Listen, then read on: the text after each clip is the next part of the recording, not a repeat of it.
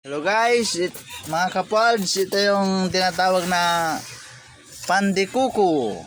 Ayan, sweet and sour yan.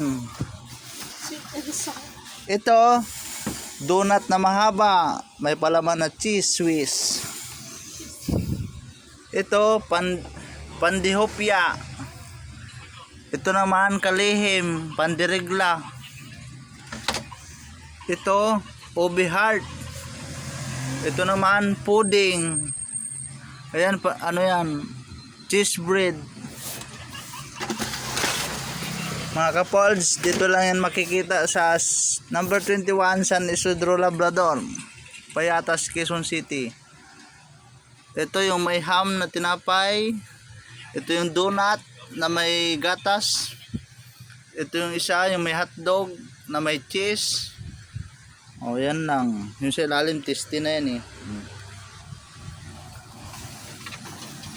Thank you mga kapolds.